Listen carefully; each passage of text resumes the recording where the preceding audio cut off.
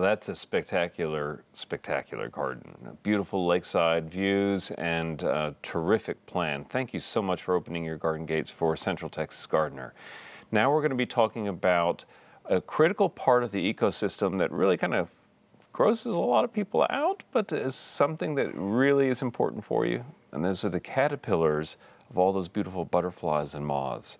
And we have Meredith O'Reilly from the National Wildlife Federation who's joining us now to help us identify the good guys out there in the garden. And I said creep them out. They don't creep me out. I love every one of them.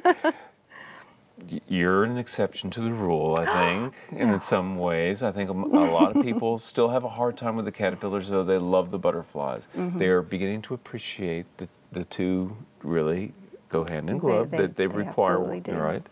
But we're going to talk about great host plants for these guys, and then we're also going to show people what the different caterpillars look like, which is going to be very helpful for them. So just start by talking about the fact that it is Native Plant Week. Yes, it is. And the interrelationship of these guys is really critical for our native habitats. Absolutely. You know, our native plants are key to a very healthy ecosystem, and we need the biodiversity to have that healthy population of all kinds of wildlife. Right. And when we're talking, a lot of the plants that we're talking about are host plants, which are different than nectar-providing plants. Yes, the caterpillar host plants are the plants that the butterfly and moths will lay their eggs on, and these are the plants that the caterpillars will eat. And usually it's very, very specific. The butterflies will go around and land on a plant and test it. They'll taste it to see if it's the right plant for them to lay their eggs on, and those are the plants that the caterpillars will only eat. If you were to take a caterpillar off of its food source and take it to another plant, it likely will not be able to eat it and will either come crawling back looking for it, or it's going to die. So it's important that you have these host plants that the caterpillars need. And as a gardener, it's important to have forbearance for the caterpillars and let them do their eating. Absolutely. You want these caterpillars to be here because they are going to contribute to that healthy ecosystem. You're going to have a very, very balanced diversity in your yard. And lots of animals rely on these caterpillars for food sources as well. So they're not just beautiful when they become butterflies and moths, but their role in the ecosystem is so very, very important. And granted, some of them are pretty cool looking caterpillars too. Okay, now let's start off by talking about some of these different guys. And we've brought in some that are munching away over here, and I recognize these immediately because they're on the passion vine, which to me was the immediate tip-off that these are Gulf fritillaries. These are Gulf fritillaries, One of our most common and beautiful butterflies. They're very common here, and they munch on passion vine, the plants in the passion vine family. This right here is actually maypop, which is a purple passion flower, but there's several different native passion vines in Texas. And the Gulf fritillary butterfly, a smallish butterfly with beautiful orange coloration. And these guys can get pretty thick on the passion vine. They can strip it down if you let them. Yes, but the passion vine just generally responds by growing again. Yeah, very tough plant. You know, if you have children or grandchildren, this is a fantastic plant to have because you'll be able to watch that life cycle, you know, repeatedly. You'll see chrysalises everywhere, and then you'll get to watch the butterflies emerge, and there's just nothing more special than watching them. And you're right about this one. And they're very prolific, and you'll see chrysalises everywhere. And so if you are good about checking, you'll see a lot of the butterflies emerging, which is very, very cool. And you're right. Also, passion vine, you don't need to worry about it coming back.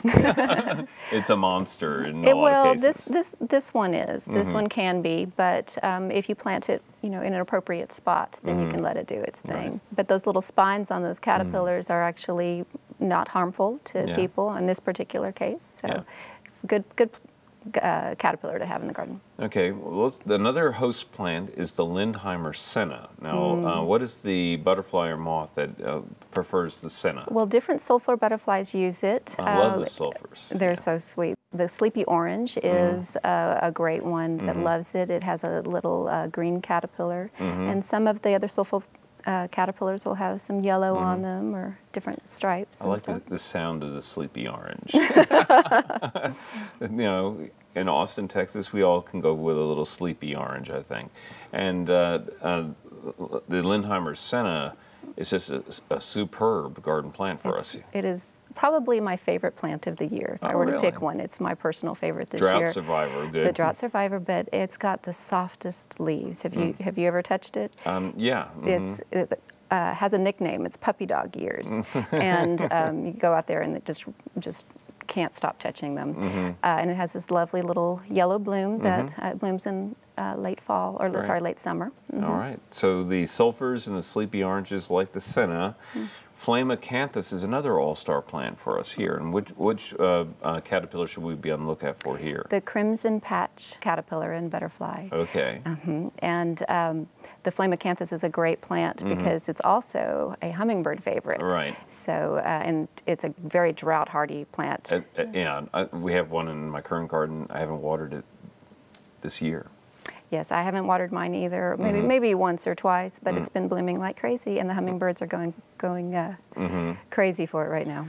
And the butterfly there is the crimson patch, as you said, and another lovely native species. And the little caterpillar has these tiny little black spines as well. But again, just like the Gulf fritillary, they're not harmful to people, but it's meant to be a warning to those birds that might want to come down and munch on it. Right, scare the predators off.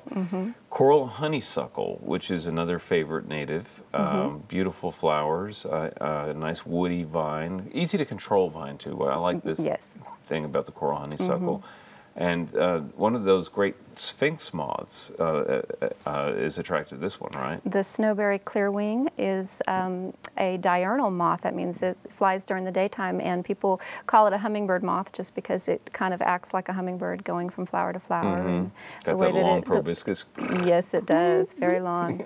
And it's a beautiful, beautiful moth. But coral honeysuckle is also great because it's another hummingbird plant, and it has berries for the birds, and it'll grow kind of dense, so sometimes you'll see birds nesting in it as well. All right.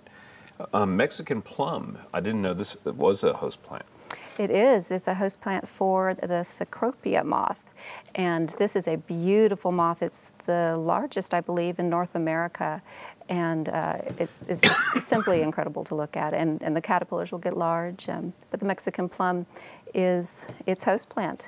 And it's also one of our earliest bloomers of the year, the beautiful white flowers that the bees will go looking for in the early spring. And it has the fruit that will feed birds and mammals later on in the late summer. Yeah, I love Mexican plum, and the fragrance is heavenly. Oh, yes, it's wonderful. It's one of my favorite fragrances in all the garden.